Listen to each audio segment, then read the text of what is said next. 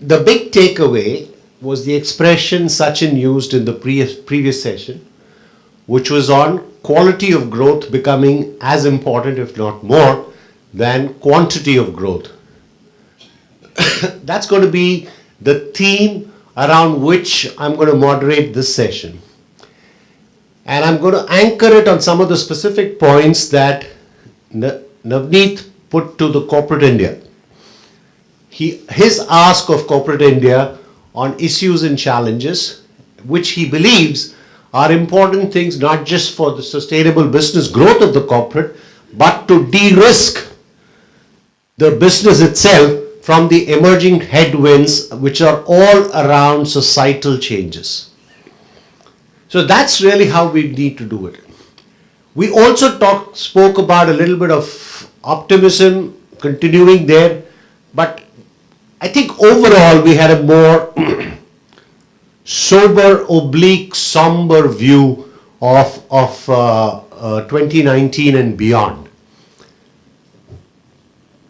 I should have done this audience poll at the close of the session, but we still have enough. So I'm going to do a show of hands. Request for a show of hands. How many of you either believe A, positive, optimistic, or B, sober stroke somber? So people who believe the future looks positive and are optimistic, put your hands up.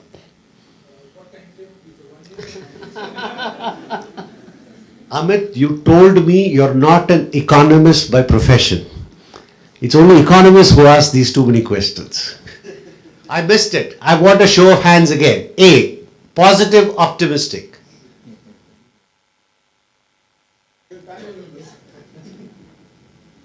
Somber, sober. Wow. Sachin did a poor job of converting people, but if you notice, Sachin himself was positive, optimistic about. At 7.5, I can't be pessimistic.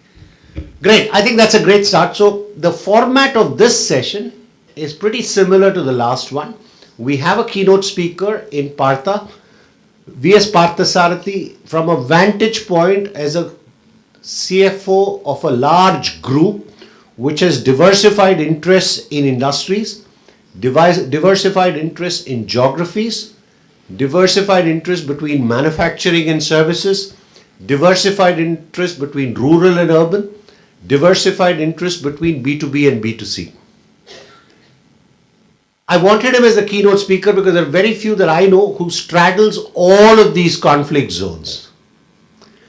And he's heard about the headwinds that everybody spoke about. What should be the approach as a group CFO in looking at issues like globalization, capital allocation, acquisitions, compliance, and many such more. So we will have a keynote by Partha, following which the chief risk officers of 4 different businesses will share their perspective, and then we will have an audience interaction. Would that work?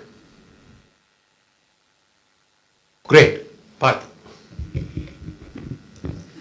So इतना बढ़िया से बोला है तो अपने कर कमलों को कष्ट दीजिए और सन्नाटे को नष्ट कीजिए. बहुत फीका है रे, थोड़ा जोर से एक बार तालियां तो बजा के दिखा.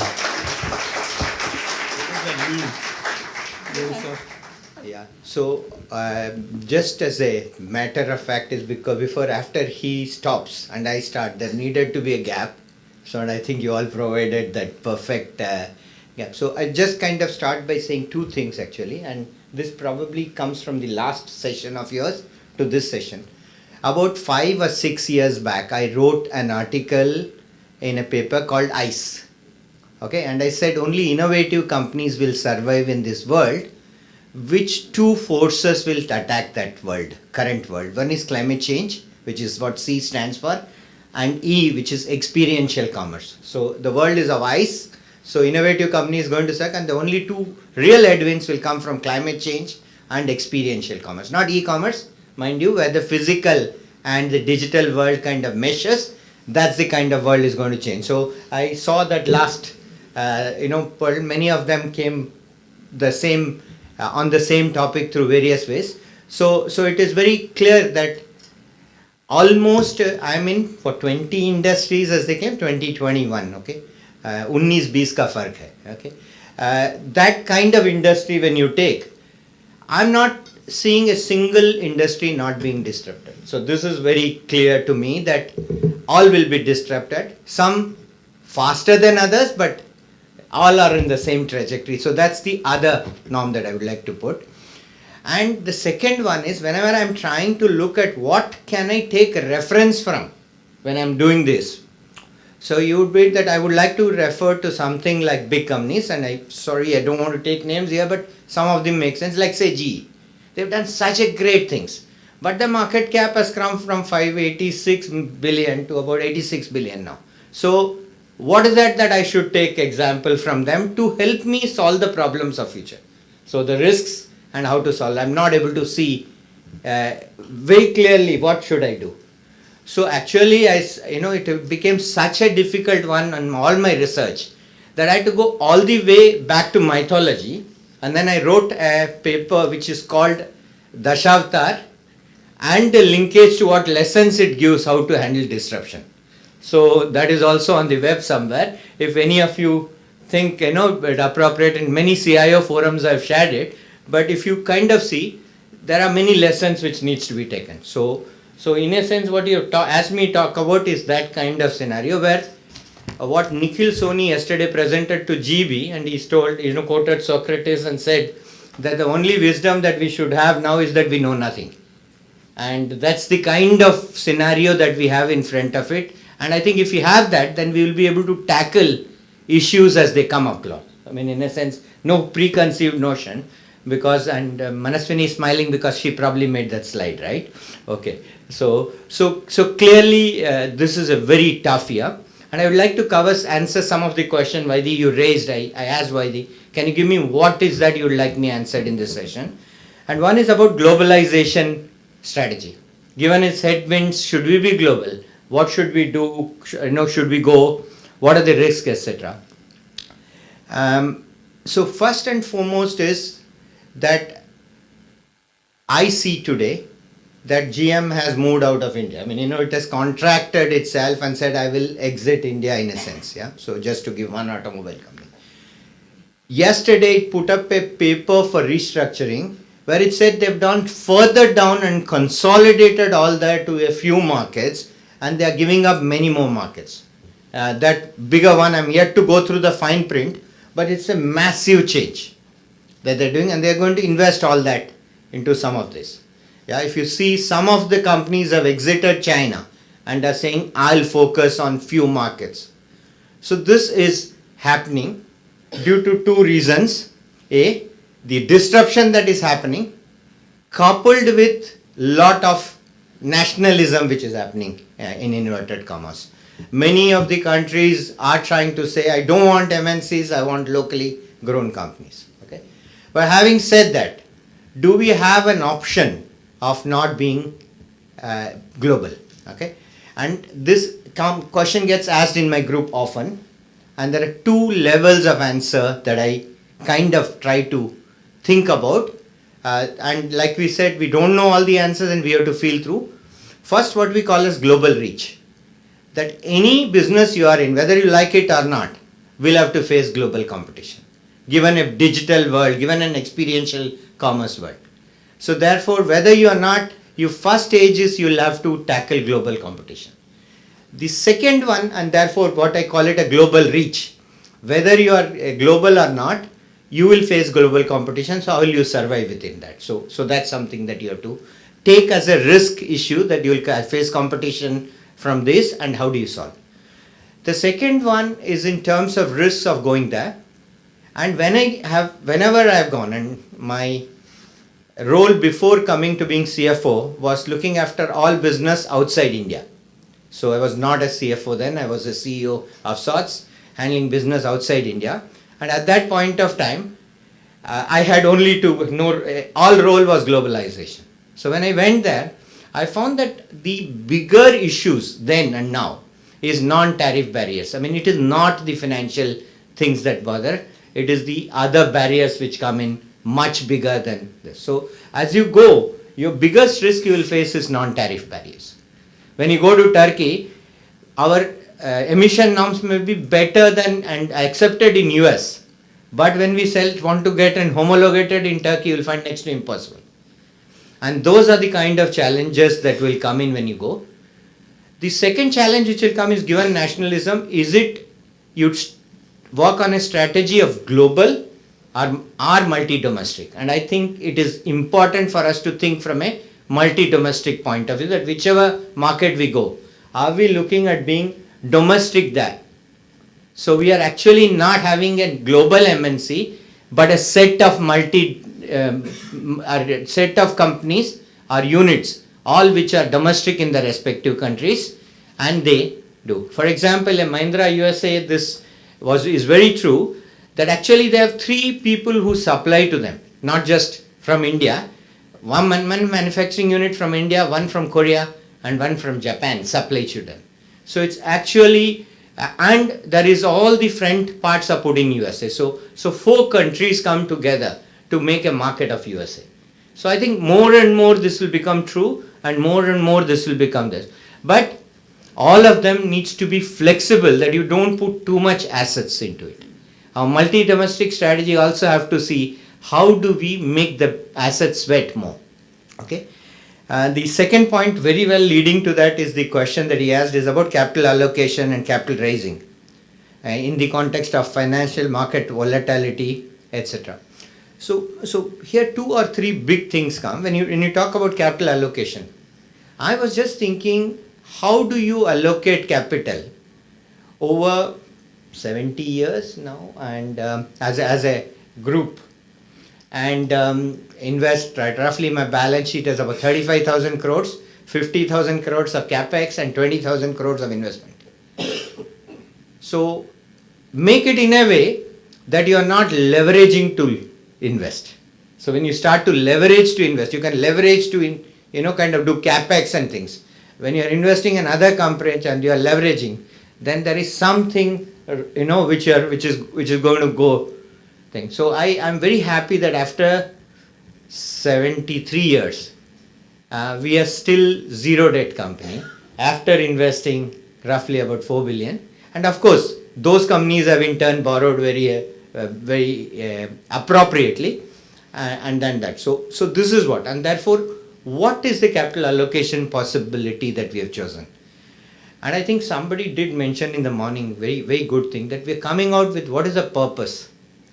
And if you are very clear about the purpose on which anything is being done, and therefore Mahindra Rise in our sense makes that point very clearly, then you know you are investing in the right kind of areas. And that over a period of time kind of tends to get very well accepted. Just to give a perspective, our best company is 10,000 times multiple in terms of my return on capital, which is Tech Mahindra, Manoj. So you can make a different kind of point next time you see. And a Mahindra Life Spaces company which would be 3x in a shorter frame of time as compared to this. But that's the kind of growth that we have seen. So clearly, if you look at capital allocation very responsibly and with purpose, then you can kind of do. And we kind of talk about 5 good quick things, financial returns, but also look at other things, which is in terms of are you going to be the leader in whatever you are doing? Are you global reach? Can you compete with global people? And customer centric. And the last but not least, if you're doing any business in India, don't do it because it has cost advantage. Do it if you're only in innovation arbitrage. So the 5th point is about innovation arbitrage that we bring in. And we say anybody who chants this mantra will get capital. And we have not done very badly. And I think that's the past. But coming to the future, it will be even more important because the risks are changing manifold. So we need to think more about how we invest. And purpose may again be the center, which will not change. ROE is what I'm veering to. Earlier I had only 2 measures, margin of safety and ROCE. They seem to be doing very well, because they said if you do ROCE well, it doesn't matter. ROE should be okay. But I'm veering to the fact that there is a 3rd measure that I'm putting, which is very specifically focused on shareholder return. Okay, so that's the 3rd aspect that we're talking about. Appetite for inorganic growth. I think more and more we are very clearly finding that inorganic is clearly you grow overnight, yeah, into very tall and large. But if you're not done the appropriate amount of clothing, you appear very ugly to the world. And most of the inorganic deals have been like that. You grow very fast, and suddenly you find that things are not working out. So when we do inorganic growth, if you can remember 2 or 3 factors: health drivers before growth drivers. We want to grow very quickly, show results, because the next 3 quarters is what the world looks at. But honestly, it is the next 30 years you should look at, not the next 3 quarters. And therefore, if you change it from health drivers and growth drivers in that order. Second thing is culture. Most of them, I call it the soft key and hard key of inorganic. The risks are more around the soft key. It's not so much about the hard key. No inorganic deal have gone wrong because you paid high price. All deals have gone wrong because you paid the high price of not looking at the softer keys, as I call them. Culture, bringing this, are you acquiring, are you partnering? This very concept will change this world. And let me just take protecting the band in hyperactive social media mainstream clutter. This is a big challenge. For example, take Mahindra Holidays, which you said is a big point. Earlier, our mentions were about 2.6:1. For every 2.5 positive mention, we'll get a negative mention. So overall, the mentions were negative because the ratio is supposed to be 4:1 in order to even get a neutrality in media. Now we are about 6:1. Okay, so we are in even keel, but it takes a lot of proper engaging. This is like a double-edged sword. Too much involvement in cyber era is not as good, neither too less. I think therefore a good balance works, but there are no right answers to this big risk. And I think the only answer is be watchful, have a SWAT team, do the right things, respond the right way, is what I can say. Okay, okay. Lal mein abhi baki hai thoda. Okay, all right. So before I will give you some profit, I think. Managing cost in a compliance and hyperactive world. Managing cost of compliance. I think it's absolutely right. I asked the financial guys, banks, etc., what is their compliance cost, and they said it's 6%. So 6% of ROS is only compliance cost today for banks. Not Indian. I'm talking about global. And maybe it is the same for India, but I've not done that check. So compliance cost is going to be high. But I think there is another way to look in this. What is your governance cost? And I think if compliance cost, is the high, holy ground, then the high ground on that holy ground is governance. I think therefore we need to think what is the compliance and governance cost. And I think the second one has huge value, may have less cost. And if you lose it, then compliance doesn't matter in the world. I mean, you'll still be spirit letter-wise right. But I would argue that the spirit-wise it is a very big and a very tough one to follow. So in a broader, if I were to summarize, in a complex environment of multi-geography, etc., multi-geography, multi-industry, service to this and service to manufacturing kind of company, the best thing is that don't try to double guess your sarpanch and sarpanches and your group presidents. A federation in this environment works the best. My biggest risk mitigation is that I don't have a conglomerate, I have a federation. Thank you.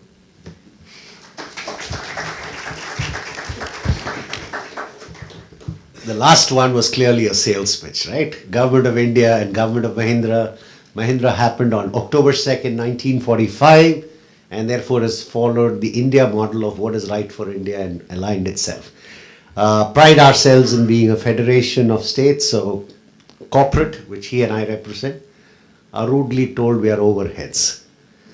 The right time to bring in Samita. She's corporate in an entity which is as large as a conglomerate, Tata Steel.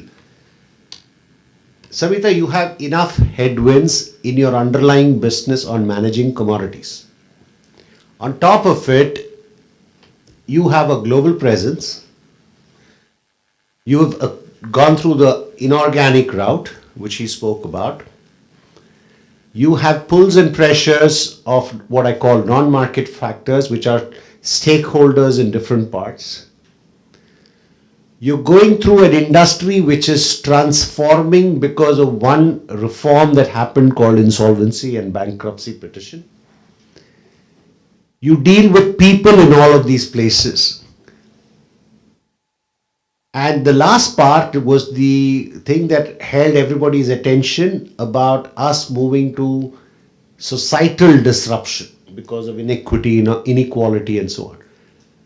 So, in a seat like this, and I don't want that chair, but when you sit in a seat like this, how would you say that risk management should charter itself to focus upon? What should be its objectives? What should be the strategy there?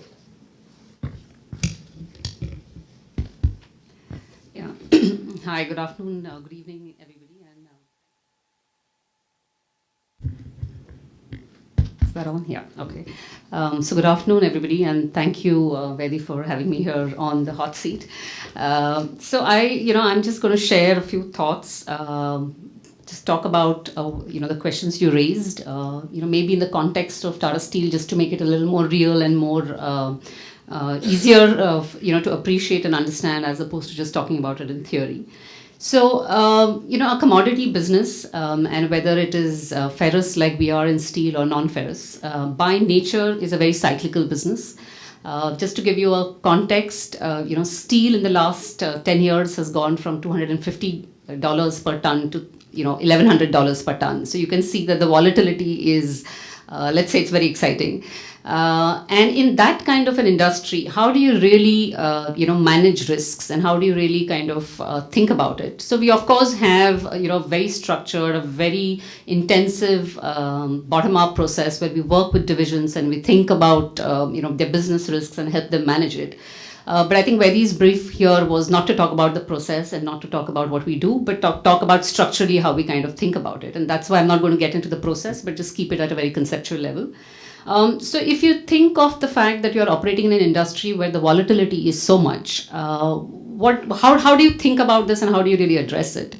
In my mind, I would say there are 2-3 things which you do. Firstly, you have to be cost competitive. Your entire philosophy has to be that in a downturn, you are the last man standing. And in an upturn, you obviously correspondingly rake it in. But in the downturn, you have to be geared to be cost competitive. Luckily for Tata Steel, and I think right from the time it was set up, our founders actually had this risk mitigation principle in their, in their whole mind when they, set up the company. And therefore, Tata Steel, I think one of the things which has worked brilliantly for us and has given us such a huge structural competitive advantage is that we had our own captive mines, and the steel plant was set up at the site of the captive plant, so close to the captive mines, which has given us a huge structural cost advantage, which has stood us in very, very good stead. And the ability to be cost competitive cannot be, cannot be replicated or cannot be undermined in any way, because that helps you just weather any kind of storm. Now, to add to that, what we have done and what I think has worked again very well for us is there's been a huge focus on how to actually improve your operating parameters, which again helps you become more and more cost competitive. So I don't know if there are any, steel companies here. Probably not. It's really not the sector in favor. But there is, something called the coke rate, which actually, is a very important operating parameter for us in the steel industry. And it has, coke is one of the highest costs a steel company faces. So our focus actually on reducing the, operating coke rate for ourselves, which used to be around close to 500 kgs per ton of hot metal, is now down to 350. That's about 150 tons of hot metal coke rate come down, which is a huge, huge, huge number. And that helps us in a number of ways. It reduces your operating costs. So just to give you a sense, a 10 kg drop, results in net savings of around 150 crores per annum. And we've brought it down by, so it's a huge, huge parameter. And we are clearly the benchmark in India. But I think that focus is actually and this entire focus on reducing operating costs. I'm just giving you one example here, but I think that is something which structurally puts you in a position that you can weather the downturn. And in this industry, in any commodity industry, whether it is ferrous, non-ferrous, any commodity industry, your ability to weather a downturn is what keeps you in business for the next 100 years. And that is the way you have to sort of think about it. How do you structurally make yourself strong, and how do you constantly push yourself to make sure that you remain in the first quartile of costs? The second philosophy I would say is when you talk about market risks, and I'm mindful of the time there. You talk about market risks. How do you actually get closer to your customer? How do you bring a certain customer centricity so that you are less volatile again to this market volatility? And you can do that in a number of ways. Different companies do it in a different ways. We have sort of addressed it in different ways. We have a very strong retail business, which again is far more insular, gives us some amount of protection. We have a very strong auto business. We have some clients here and in the audience I can see, which brings us a certain amount of contractual sales. Again, helps us sort of de-risk the business. Which again I think is a very important way in which we have structurally organized ourselves so that we address some key risks. And the third risk, and because again I'm very mindful of the time, I would say is to make ourselves future ready. And the theme which I had here, and this has got nothing to do with what has happened so far, but I'm glad it got covered, is about climate change. I think this is a risk which we are very, very conscious of. We are working very hard on it. We have invested over $500 million in the last 5-6 years to actually improve our, I would say our parameters, our sort of rankings and all of these, because that is something which we are very, very mindful of. I think that will affect you in a number of ways. It affects your license to operate, so you could actually face issues like plant closure. It affects your customers, because your customers will become more sensitive and they will say, are you as green as we want to be? And that, entire repercussions of that. It will affect availability of finance. I think you're going to find increasingly, financing institutions, banks, investors refusing to touch companies who are not green. So it has lots and lots of repercussions. And this is an area where it is very easy not to invest in, because you're obviously saving that much money. But I would say, it's short term, it's being penny wise and pound foolish, because it deploys capital today, which saves you for the future. And I would say this will happen or hit us faster than we are envisaged. Currently I think it still seems to be very sort of developed world and Western world, but I think the way it will come to India and the kind of impact it will have on us is, it's going to be far more than what we, generally as a society think. So I would say, again, that is a risk, absolutely, which I would put there. And the last one, of course, is the society in which we live in. This, again, I think is a big risk. We've talked about the inequality and the situations we faced. Again, I would say right from the time of our founders, who've been very cognizant of this risk, and long before, CSR was a fashionable term or people even thought about it. As a group, as a company, there's been a culture of investing in the community. And it is one of the reasons why, as somebody said, it's the Bermuda Triangle. Why we continue to thrive in the Bermuda Triangle is because we have invested in communities, made our success their success, and that is what actually allows us to prosper. We talked about it in India, we talked about it as a society. I think again another risk which I would urge everybody to think about and see how they can address. And I'm sorry I have not left a profit for you on the table, but thank you.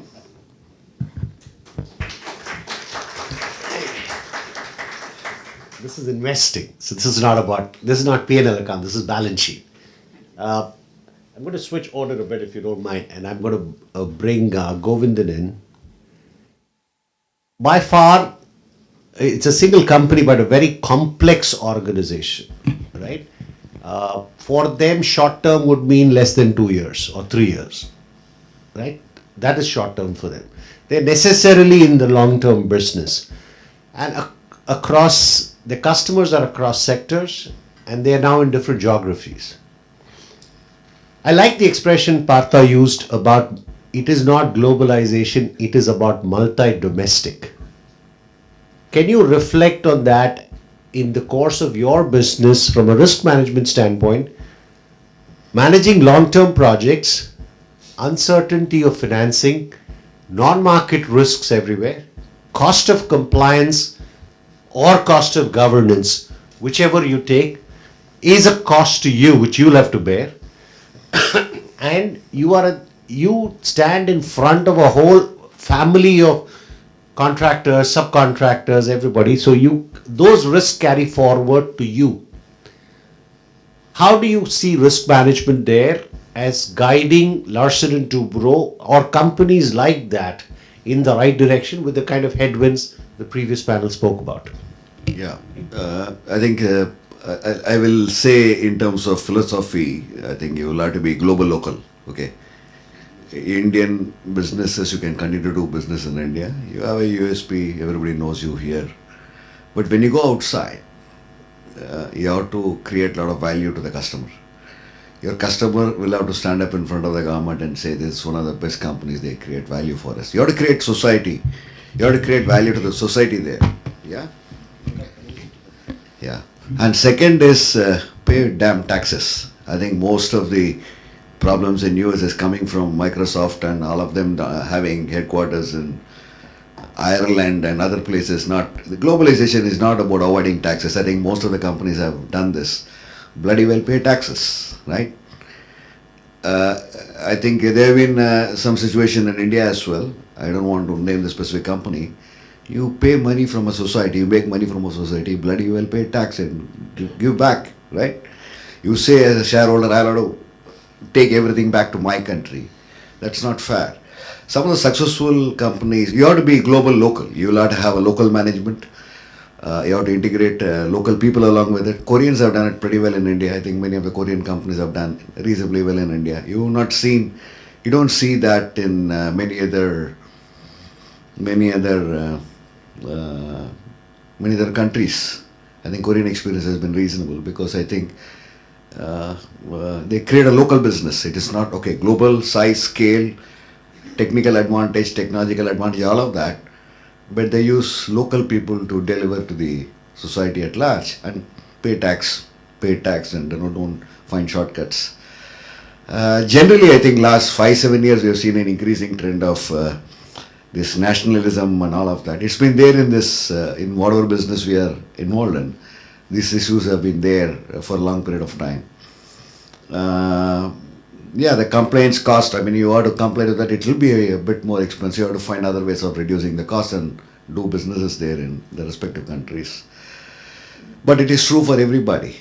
It's true for everybody in the sense that, any foreign company which goes into Middle East or certain other countries pays the same thing. So don't try to take shortcuts, make quick bucks from a country and run back to this thing. So you have to stay invested in that country for a long period of time. If you are not comfortable staying invested a long time, don't go there, right? So you really have to do a lot of diligence in terms of what sort of countries you want to be there, having a permanent base. We'll have to think about all of that. And a lot of work has to happen before. And the other couple of points which we had on the counterparty, we have faced hell. We worked with a Singapore company listed in Singapore 5 years back. I oversee the risk, so I said, I don't want to work with this company. You can't be partnering with this company. This was to do a $5 billion project for one of the largest customers in Middle East. That company is supposed to have a market cap of $2 trillion. I'm sure you know what you're talking about, Saudi Aramco. So we have to work together, joint and several liabilities. If he goes bust, I have to pay up. If I go bust, he has to pay up. I am $25 billion in size. That damn guy is $500 million in size. Joint and several liabilities. I said no.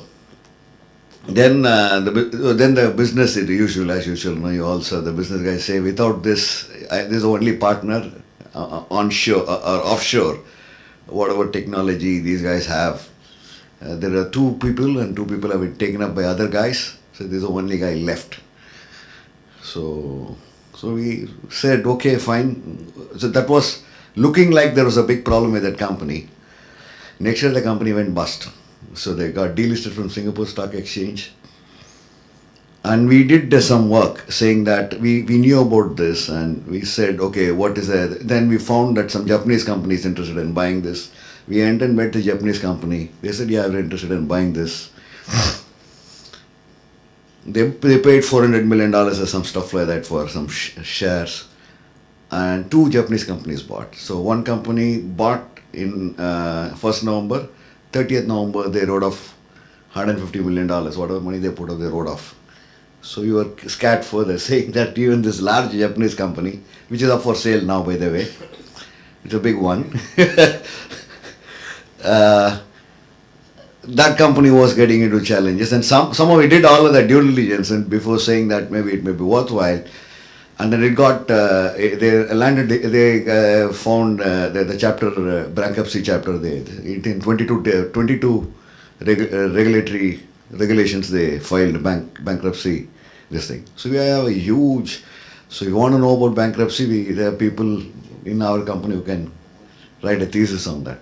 22 sort of regulatory areas. So you have to be clear about whether who's your partner, who's your customer, who's your vendor. You have to know that before you get in. You have to know who is financing the project. A lot of crazy conditions, rules do come. So you have to be conscious about a lot of this before you get in. And unfortunately, our business is going to be like this because over a 5-year timeline, a lot of things happen. Because in the 5-year time frame, oil price has been at $110. It has been at 30, 85, back to 60. And one thing definitely I can tell you is that from history, I am a good student of history. This risk management, all that will be there. If you actually, some people have listened for the last 1.5 hours, people will say the world is coming down. But ये सब तो होता रहता है. You go through in history, we have survived world wars, you have survived all of this. We will survive this process as well. You have to have some, you need to be nimble, you have to be smart enough. Once you become very large in size, that is a sort of problem with companies like GE. Once you become 500 billion, 1 trillion, almost like a country, then the challenges become different. You don't become that nimble. So but you have to reach there. Once you become $500 billion, once you go up, you can only come down, right? After climbing Mount Everest, you can only come down. You can't keep climbing again and again, right? That's the process of life. So don't kill yourself. Don't have sleepless nights. I think it's okay. Things will sort out itself. I think I agree with you. So there was a superstar in the last panel, Navneet. There is an emerging superstar challenging his position with an amazing audience connect. But Govindan, if you notice, even the audience, notwithstanding everything that the 1.5 hour session spoke about, 90% of them were optimistic. Right? I always say my blood group is my view of the world. Be positive. Right? Despite being a group of risk professionals. I think that's an amazing stat. Let's shift gears to a company whose fortunes are so closely linked to the economy and business cycles, Ashok Leyland. And the swings in them is a lead indicator of the economy, and the swings are more magnified than the economic swing. So the demand could go up and down by 40-50% year on year at times. It's also a company which is facing these challenges around manufacturing. How do we make sure that we strike the right balance between robotics as it gets cheaper and cheaper and cheaper at the risk of displacing labor? That's a real challenge this company has to face. And it faces, unlike say Govindan, who faces, for him short term means 3 to 5 years, he faces the real short end of the curve in terms of financing, because he has to make sure there is a fairly liquid market to finance his entire supply chain, including his customers, ranging from 90 days to 3-year time frame. So that's what TVV does for a living in managing the risks in that kind of a context. You heard the headwinds, TV. Tell us about how would you position risk management in that context?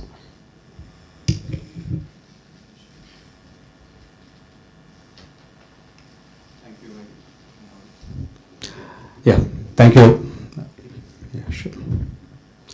Good afternoon, everyone. In fact, our biggest risk is on my right-hand side. Steel has been our biggest detriment to making money. So I don't know whether the word steel is S-T-E-E-L or STAEAL? Okay, so that was on a lighter note. Sometime we'll still be friends after this. Okay, let me just give you a bit of context. You're right, Vaidi, that our business is intricately woven to the economic cycles. What I have seen personally is that, as Samita has already articulated, despite headwinds, the company needs to have strong fundamentals to ensure that the risks are managed well. For us, obviously, cost management is one of the key tenets for ensuring that we are also the last man standing. Should there be anything that hits us adversely, we've already been through one of that in 2012-13. When the current MD and the CFO and the leadership team at that point in time, I was not part of the group then, undertook a slew of measures to ensure that costs were managed effectively. And I think that, to my mind, is one of the biggest tenets for a very successful organization. The rest of the part, in terms of whether it is interest rates, impacting consumer sentiments, or whether it is newer technologies which impact labor, it was quite interesting. Just a couple of days back, I was having this conversation with my head of manufacturing to find out whether the newer technologies actually impact employment. And he came up with a statement. He said that today TVB, in fact, I'm called TVB even in Ashok Lane, although I may resist that a bit, but that's all right. What he said was that there is the current generation, which is called the millennial generation, or even Gen Z as I hear it.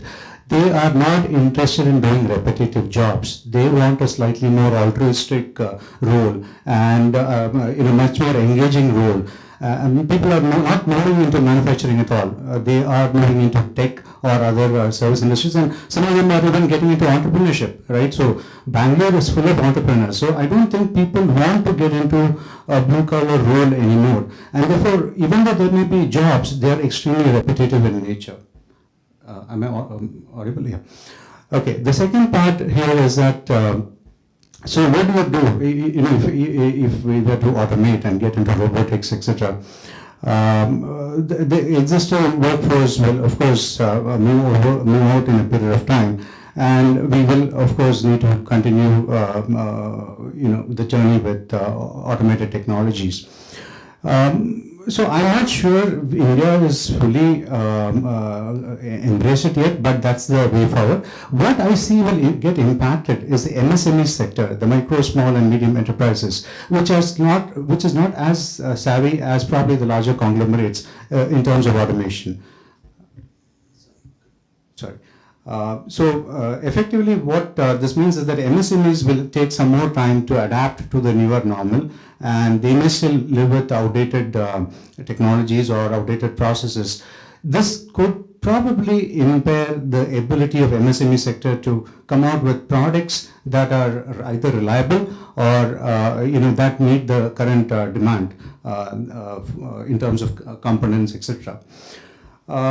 On the, there was a question asked some time back. What happens when technologies are implemented? Obviously, we live in a world where, whether it is called Industry 4.0, there are so many buzzwords, or you call it Internet of Things. I heard a new term called cobots yesterday, where it's a robot working with with a human interface.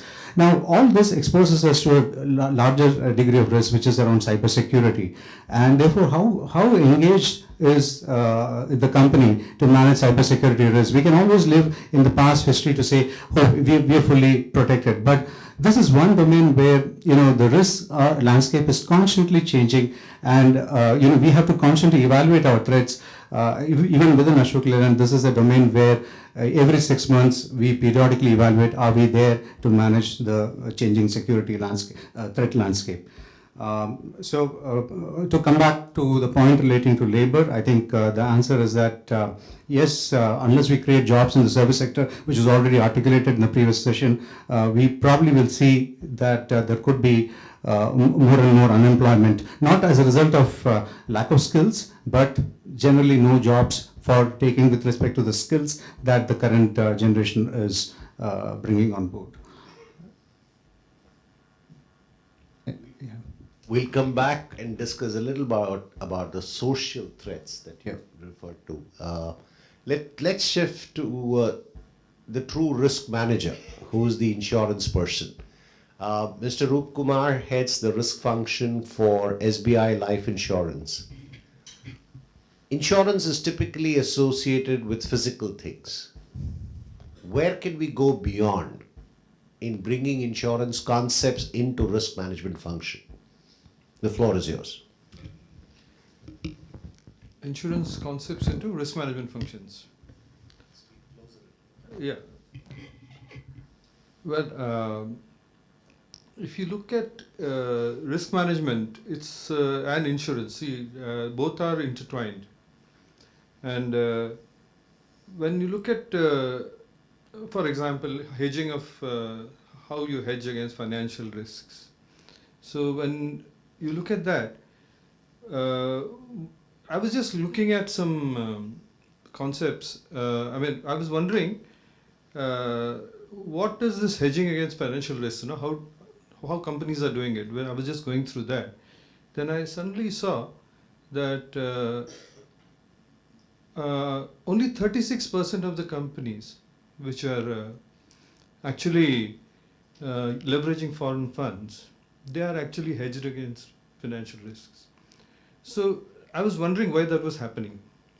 So then when I looked more in depth on that, what I've realized is that the rupee is very range bound, very narrowly range bound, because the RBI is actually trying to keep it in that range. So the cost of hedging is very high.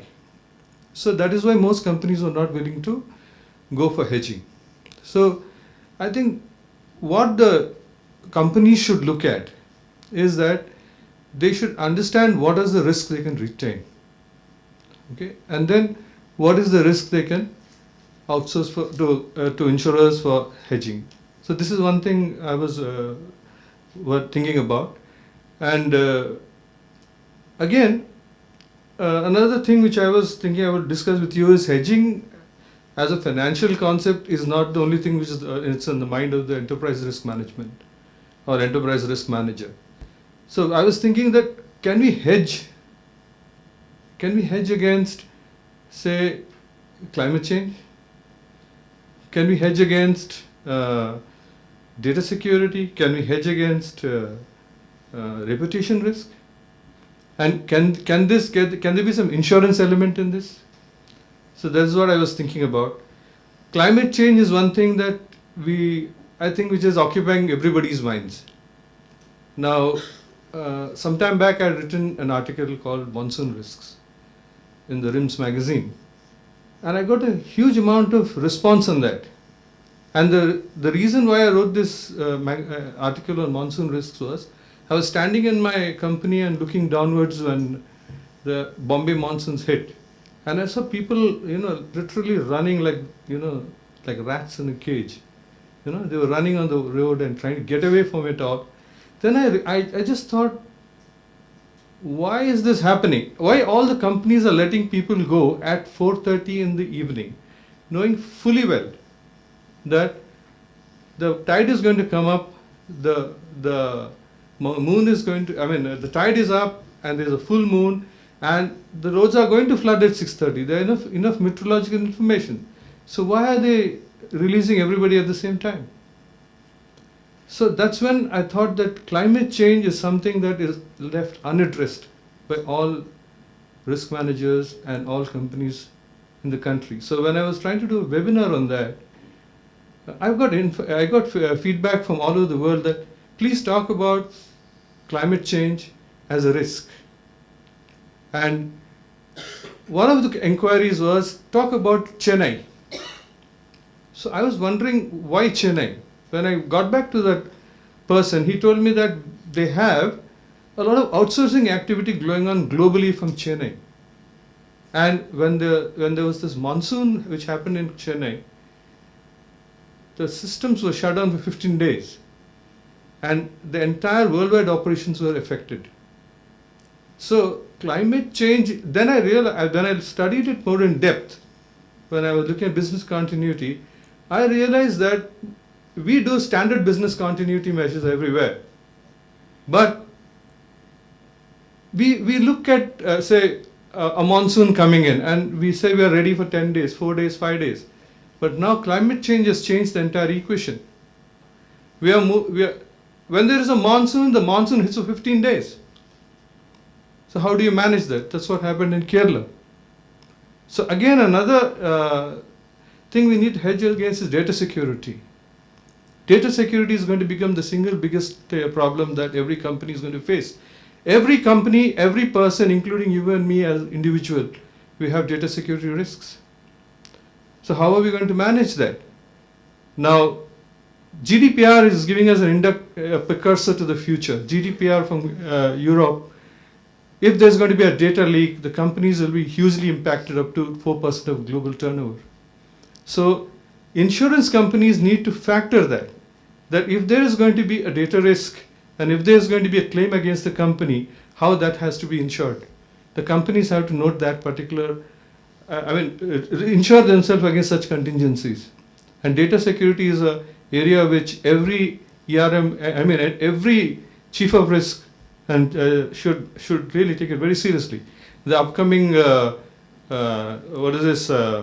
Sri Krishna Committee report, which is a clone of GDPR, but in a more stringent fashion.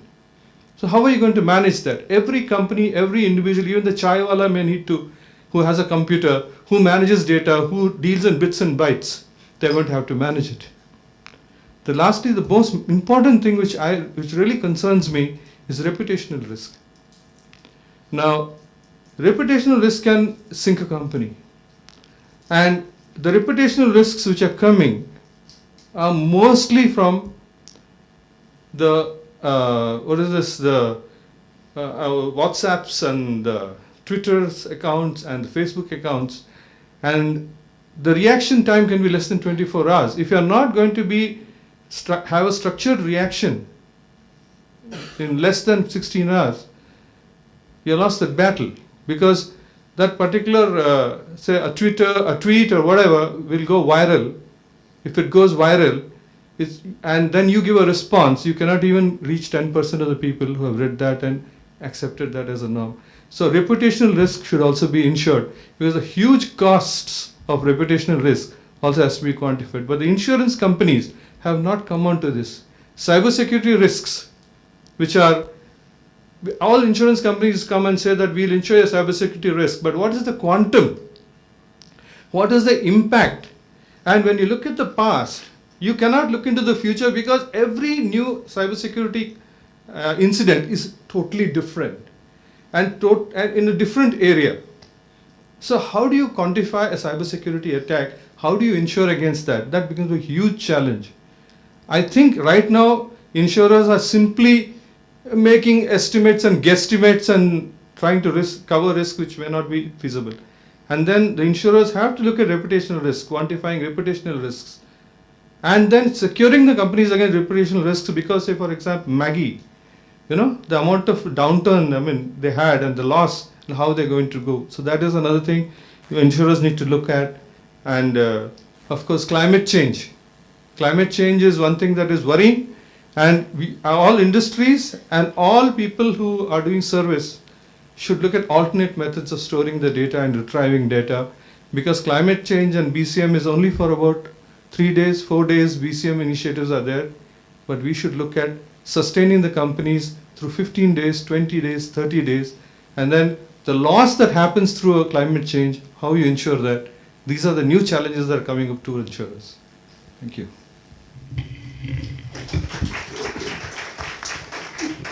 The reference to Madras, which he refers to as Chennai, I don't know why. When I was growing up, we used to describe Madras as it's hot for 10 months and hotter for 2 months. Now I believe Madras is described as a city with water scarcity or water scarce city. So that's the balance that they're trying to strike between it. But for all the new products that you have in mind, the gentleman to your left was nodding so diligently, you have a ready customer. The day you can give him an insurance against climate risk, data protection. We've gone through all the points what he was making, we have gone through a lot of this stuff. So I have some real life experiences on all these areas. Okay. The risk management team was fairly quiet in the last session, so I'm going to turn it over to the risk professionals first. Let's get a bunch of questions and then we'll go around. Can somebody give the mic, please? It's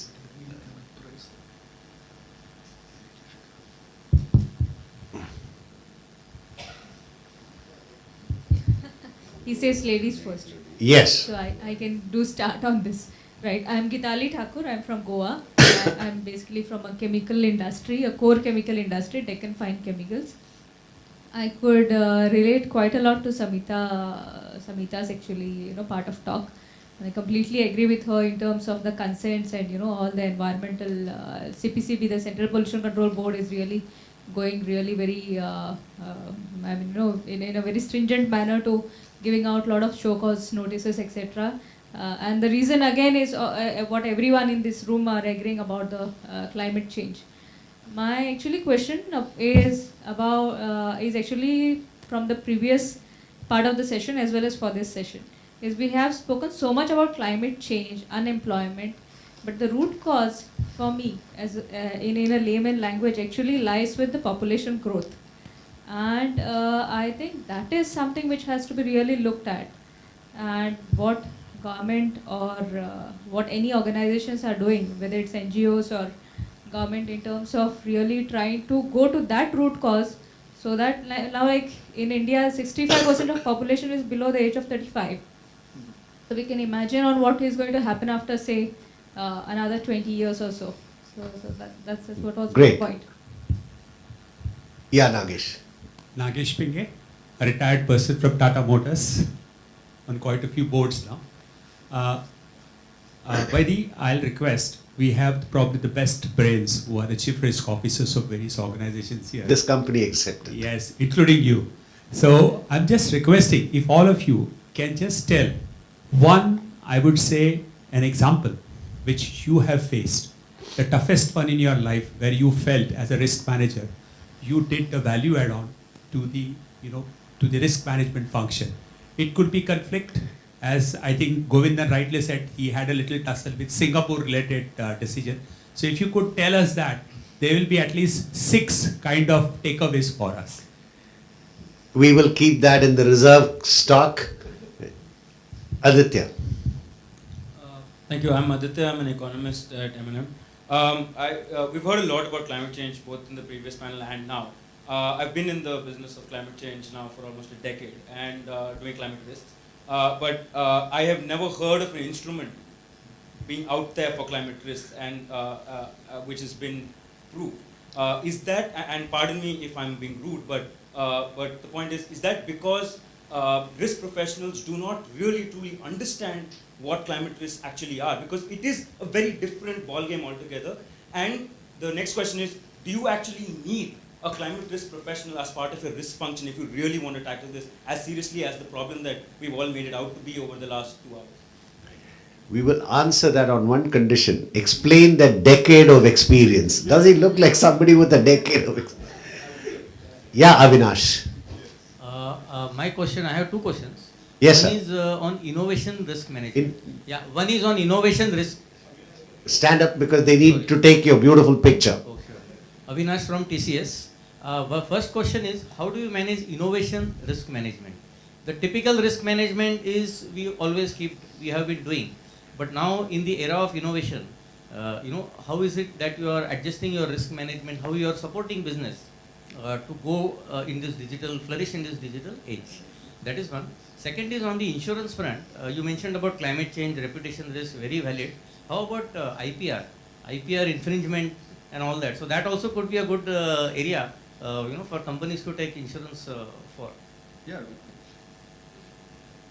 We can insure noses, we can insure anything. Yeah, we'll come to. We're not going to go into Hollywood actresses and their insurance policy. Yes, sir. One question about, Quick introduction. This is Indrajit from TCS. I'm one of the enterprise risk officers. One question about the data security. See, one big myth probably many people feel.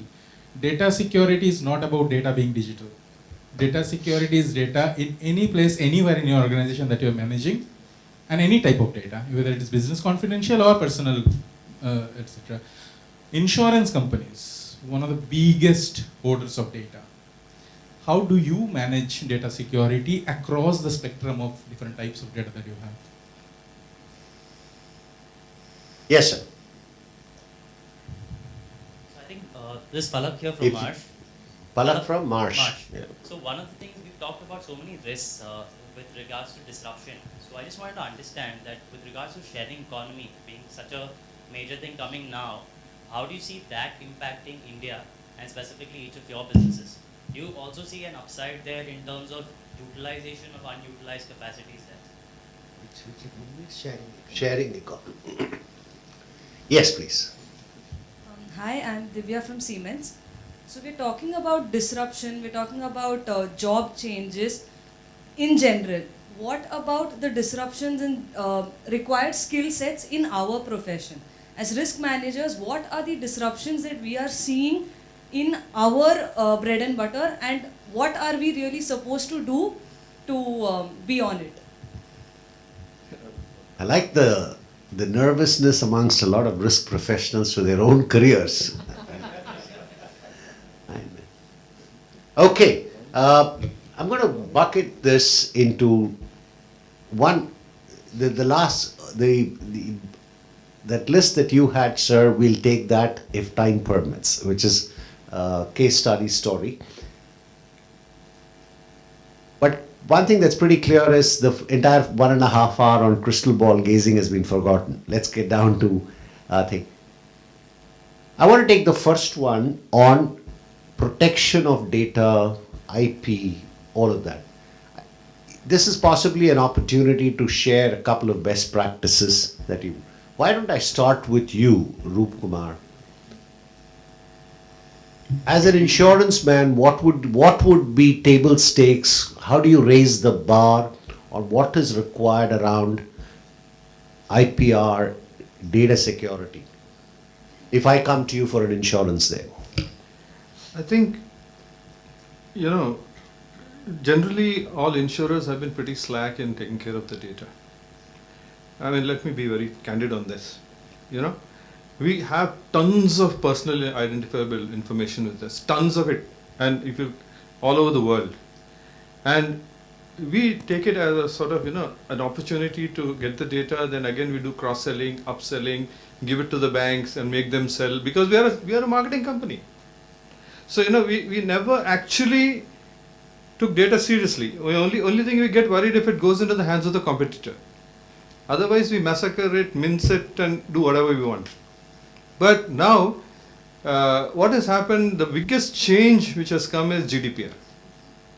Now, GDPR is one thing which is going to change the entire data security landscape. Because there, for the first time, direct penalties have been imposed on companies. And I think India is also going to mimic the same thing. So there is one very interesting thing which I keep talking. Our principal is Cardiff, one of our people who invested in us. So I asked her, what do you do about right to be forgotten? So they said, we have to restructure the entire database management system. Because if somebody says very quietly, right, I want to be forgotten, then how do you forget a guy's data? And then I asked, is it data or is it pieces of paper lying around? So I think the entire database management architecture and the entire data, the way you store, has to be restructured everywhere. And that is the key part of it. And the data protection officer is going to be essential to relook at all the data flows in the companies and every other company, and then restructure the entire thing. And we need to be very, very careful with the data. Encryption would be one, data vaults, encryption. A lot of cost is going to come into this, and how the cost is going to be amortized, how it is going to be taken, I don't know. And then the Sri Krishna committee report which is going to come is going to impact every one of us. It will impact everybody. And I really don't know how what will be the cost and how we're going to manage. There's one aspect you need to look at. That's too open-ended. I don't know the cost, how are we going to manage? I don't know, Govind, how would you respond to a statement, I don't know the cost, I don't know how we're going to manage? Now, I will give you, we are both in B2B and B2C, right? We run the Hyderabad Metro, right? We are, I think, approximately 70 kilometers in operation. Right now it is around 50, another 3 months, 4 months. We are scared of getting hacked, and somebody from California is going to say, it has happened in California Metro, but, right? They just hack the metro and say, you, unless you give a ransom of $50 million, I will not give the control back to you. It's happened in the past, right? So mortally scared of what can happen. So you have to segregate the railway system and operation system from your SAP and other ERP, and find a lot of issues to be sorted out there. So if you're in a B2, if you're in a utility business, right? If you're in a business like public where you're touching public at large, and including what he said, a lot of these issues you have to, it's a challenge. You only can create multiple firewalls and ensure you have to be at it, you have to be better than the hacker. That is one issue there. So there has to be a process of review and all of that. GDPR is going to create challenges. A lot of financial service companies use data and connecting their Aadhaar card with this and that. A lot of Indian firms, Indian companies, NBFCs, Bajaj Finance, they are very innovative in all of this. So we'll have to see how the GDPR, once it comes, how it will happen in India. We don't think it will happen in such a big way here. Europe, definitely. We have to hope that whatever happens here happens in a format which is palatable. Otherwise, you'll have to find a new way of dealing with the new business model. So it is important that data and related security is important. But let me tell you this: you can reach a rural loan to a farmer in something like 20 seconds today, right? Which was not there available. It is all happening because of data is available. You are able to analyze it. You are able to do everything in 20 minutes, 20 seconds, 30 seconds. Sorry, not minutes. I'm saying 30 seconds. You're able to take a correct decision, right? That is the power of technology, which nobody has got, because we had started with zero. See, we are an old country. Still, you have this mythology, 6,000-year-old temple and all of that, and the entire history has bypassed right up to industrial revolution and independence and all of that. So we are low on technology. We are able to innovate a lot more. So maximum technology in financial services and many of that is out of the world in China and also in India. So it's a good thing, right? You can teach the world how to run their financial service business if you have good data. I hope the GDPR doesn't come with a lot of crappy stuff in India, so that you're neither here nor there. You have to go back to the ledger world and do business that way. I don't think I can offer you that encouragement, because I've read through the Sri Krishna Committee Act and we've been asked to respond on that. It is a little more stringent than the. So no hopes. No, I totally agree. If it is, but there is, you segregate data privacy versus data security, and I think the both are equally important. But data security, just as a data point, and this is my CIO cap, not CFO cap, 80% of data security leak happens because weakness in internal soft aspects, people, passwords. That's how 80% of this happen. We put lot of locks around the door, andar se khali. So that, I think, the biggest thing, if you ever want looking at this, don't worry. I mean, there is hackers. That's a big problem. When it attack, it'll be catastrophic. But most of the catastrophe starts from internal, the discipline, the password keeping. So focus on that and you should be okay. For a country where so many people roam around half-dressed, I don't know what is privacy. Samita, I think the question on climate risk professional, how would you address that? I mean, his allegation is the traditional risk management does not understand, and I think the point is well made. Yeah, so How do we address that, and how do we bring that into the core practice? yeah, so I'm sure there are different ways of doing it, and I'll just give you a sense of what we've done. We actually have what we call a sustainability team which is actually the, the sort of where it all resides, and who are actually tackling this, across various elements of the business, which is responsible for driving this. You could have it sitting within the risk team, you could have it sitting outside the risk team.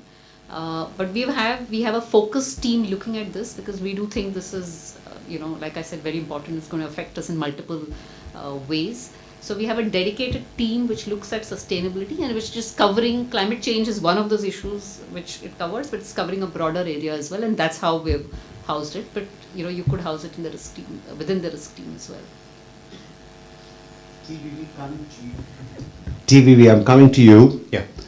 Question about shared economy. Is that just a risk, or is there an opportunity, and how do you play it? I'm not sure I fully understood the question. What was the intent behind the question?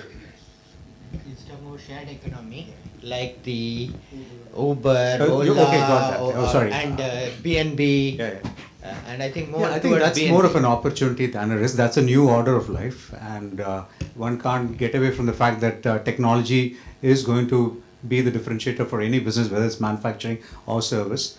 And thereby, the social cost associated with that is going to also play out in its own way.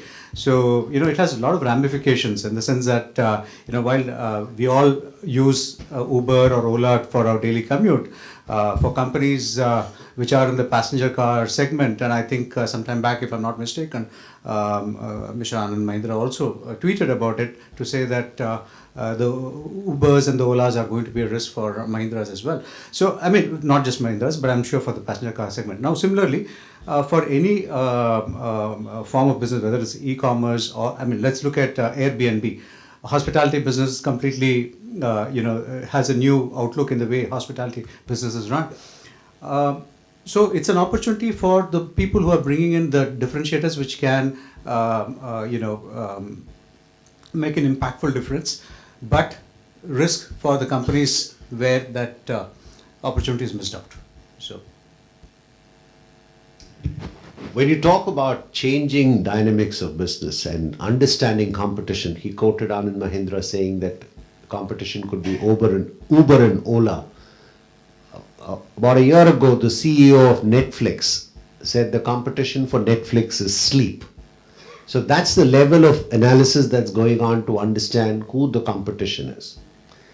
Before I turn to Partha on innovation, there was a question raised about population as being the root cause of a lot of our problems. And this is best answered by the economist. Can somebody give Sachin the mic, please? It's very unfair. It's not on the panel, but I'll try and answer this. I think you have to think about it in the proper context. Most of the successes that we got last, you can stand up and look at yeah.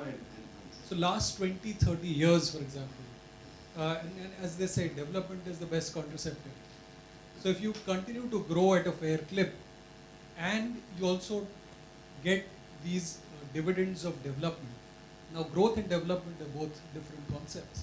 But if you grow at a fair clip, and you have this dividend across the population, I think the population does stabilize at a particular rate. But please remember, last 20, 30 years, India's made a name for itself in the global economy. And this is still seen as a dividend, not as a disaster. Now, I'll put it in a very crude macroeconomic framework. For growth, you need land, labor, and capital. Labor is something that if we are able to put to better use, it can still give us a huge dividend. That's why we still refer to it as a dividend and not as a disaster. The challenge is, if we are not able to provide them good jobs is the last thing that we talk about. But health, education is something which is very, very critical. So the softer aspects are very, very important. If we are able to give this to the population, I think you'll be still referring to it as a dividend even for the next 20, 30, 40 years. If we don't, it will be a disaster. So I think the jury is still divided. If you ask TVV, he will tell you that there is a huge shortage of truck drivers in India. that's right. Absolutely. So India is always, whenever you look at situations, we are a living, walking contradiction on wheels. For everything that is true, the opposite is equally true.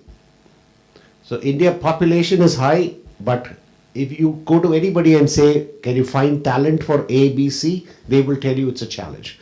So how do we manage that? I think that's where, to make sure that the demography gives you a dividend and not just a cost, you treat it as an asset and invest in that asset. And that's what will secure you for the long term. I'm going to take one comment more on climate change from Govindan, and then I want to close with innovation risk management.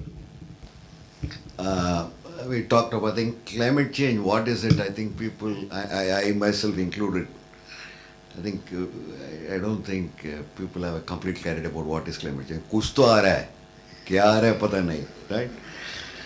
So we said we will try to address it. So I took the charge. I said I will run an innovation fund.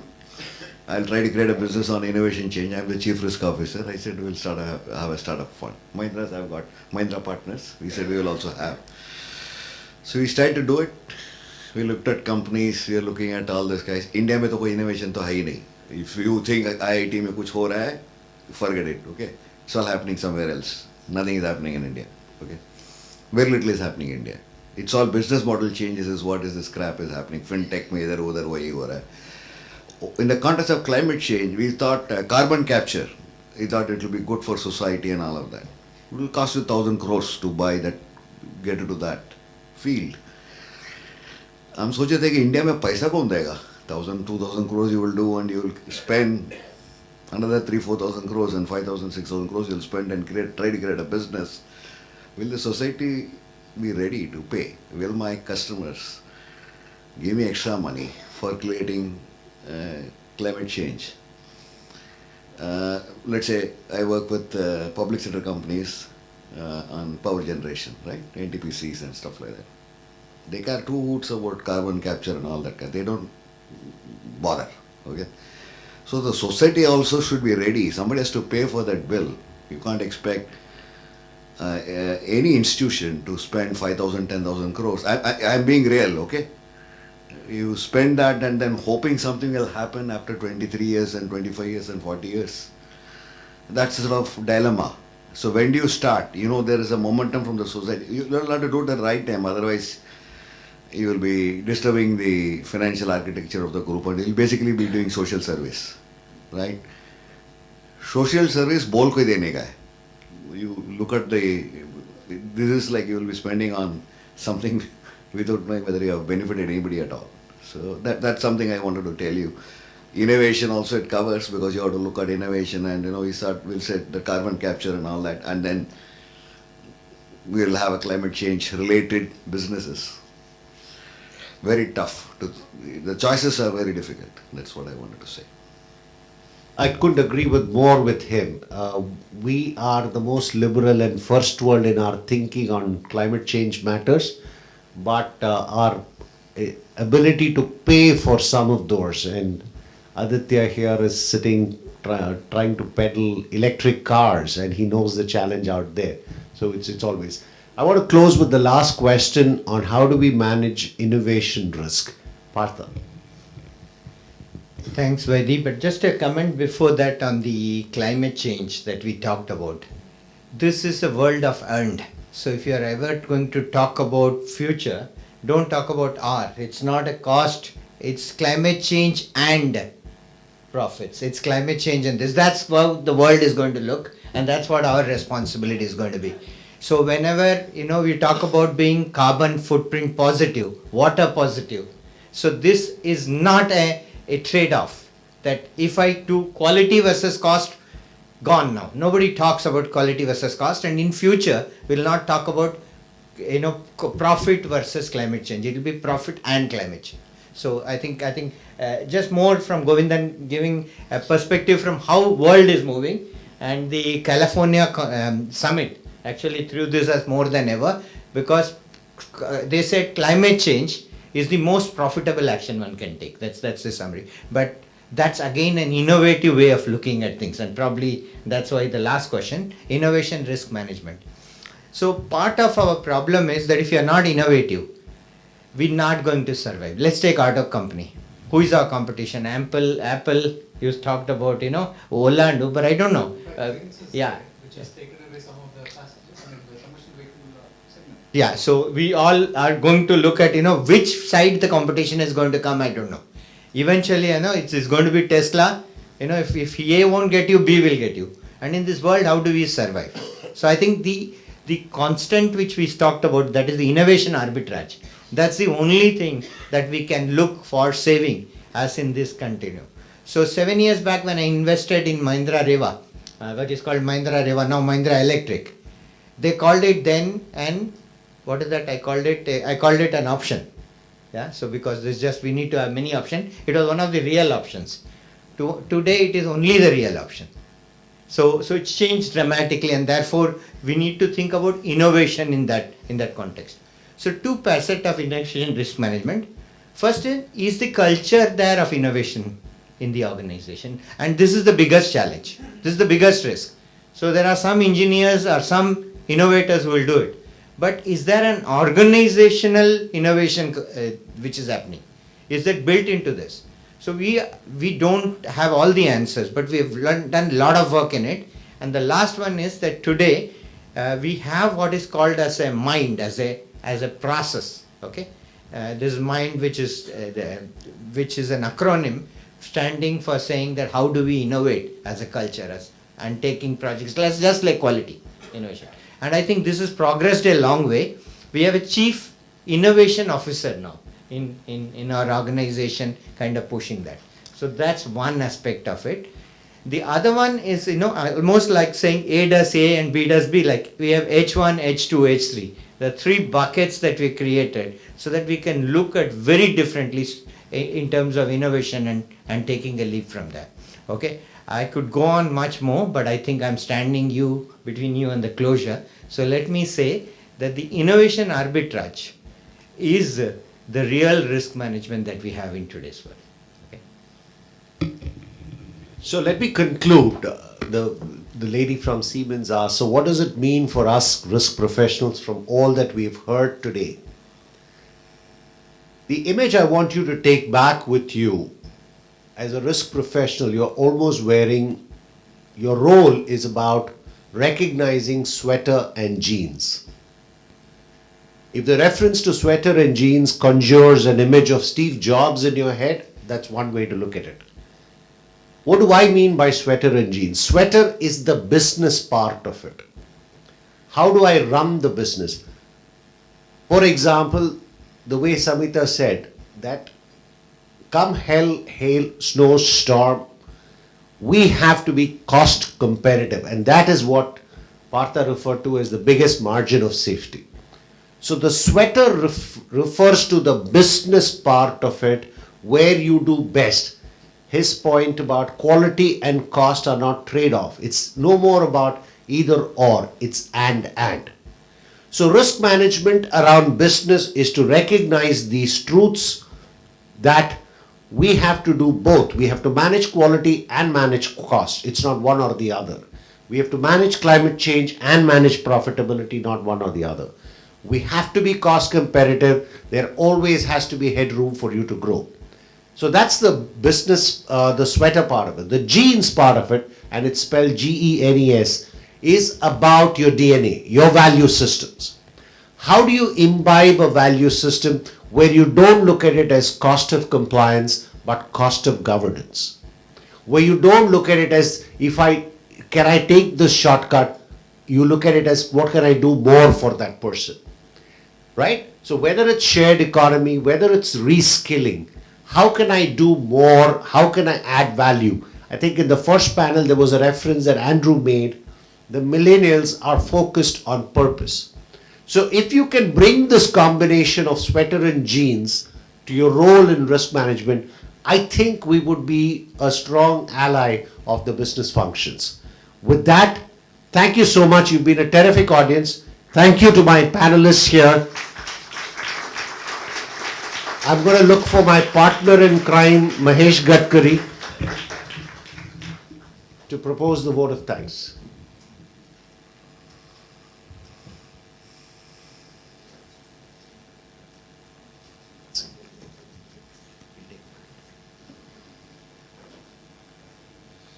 thank you all panelists for giving valuable insights. Thank you all the CIS team for arranging such a nice function. It takes a lot of efforts to bring to this kind of standards of function. Thank you video team and team Abhinay Hatti's team, IT Vinay's team. They have really supported this event. If you there are about 20 locations which are participating in this event and looking our event, and this has happened because of the IT support. I also thank Manaswini and Ameya for timekeeping, and there is a big team of ORM, Uday, Shishita, who has really worked sleepless nights to make this event flawless. And without support of all of you and your presence, this event would not have been successful. So I thank all RM Next panel, RM Next members, and also my M&M colleague for coming here and participating in this event. It was a very interactive session, and I will not come in between you and high tea, which is waiting outside for you. So please go. There is a high tea available at the next door. Thank you.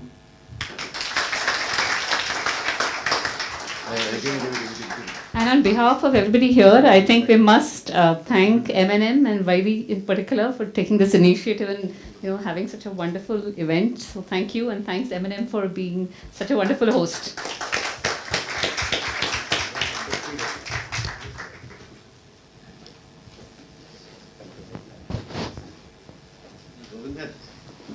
The next superstar. Thank you, sir. You have to be here next time. Thank you, sir.